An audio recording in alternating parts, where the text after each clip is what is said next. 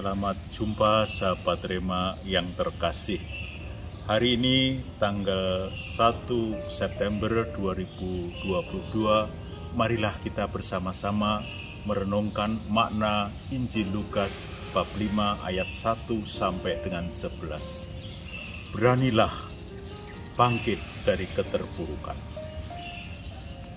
Suatu saat ketika berada di pinggiran danau Genesaret Galilea, di sana ada restoran dan kita bisa makan apa yang disebut sebagai ikan Santo Petrus.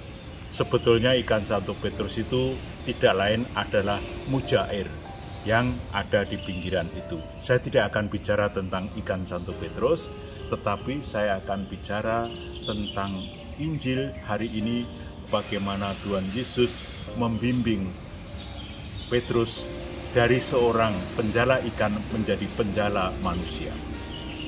Satu hal yang sangat penting di situ adalah bahwa Tuhan Yesus menyapa Santo Petrus dalam situasi dia terpuruk.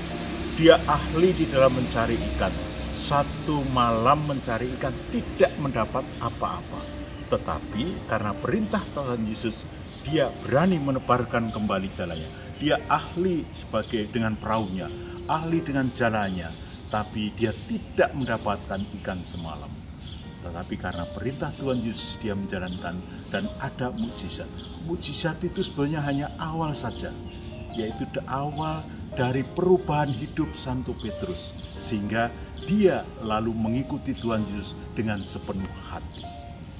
Maka kita bisa belajar dari peristiwa mukjizat ikan Santo Petrus ini, yaitu bahwa Tuhan Yesus selalu mendekati kita, selalu menyapa kita juga, atau terlebih pada saat-saat kita merasa terpuruk, merasa gagal.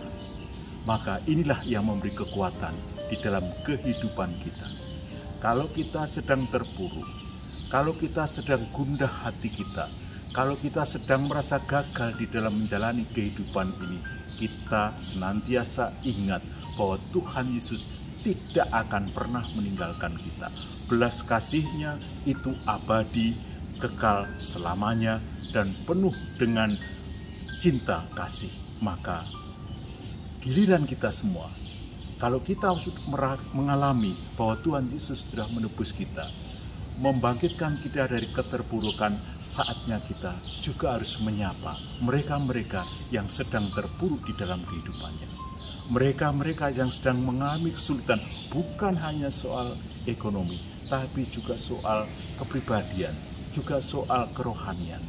Maka barang siapa bisa membangkitkan orang lain dalam arti jiwanya untuk kembali kepada Tuhan Yesus, untuk bersemangat di dalam kehidupan dan bersaksi dengan baik, itulah murid-murid Tuhan Yesus. Seperti Santo Petrus dijadikan oleh Tuhan Yesus dari penjala ikan menjadi penjala manusia.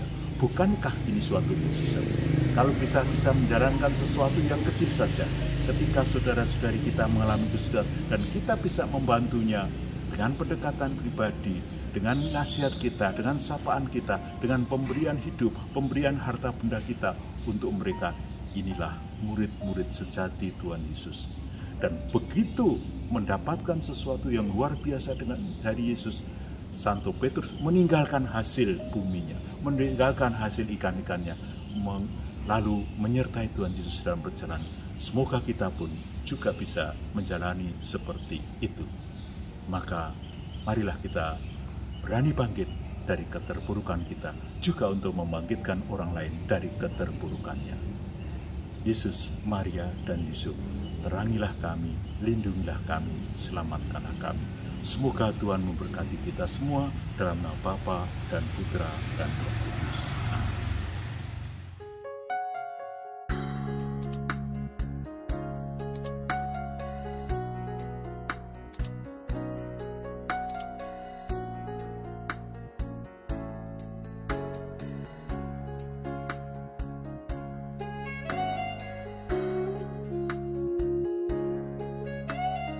Sahabat Rema, sampai jumpa dalam program berikutnya.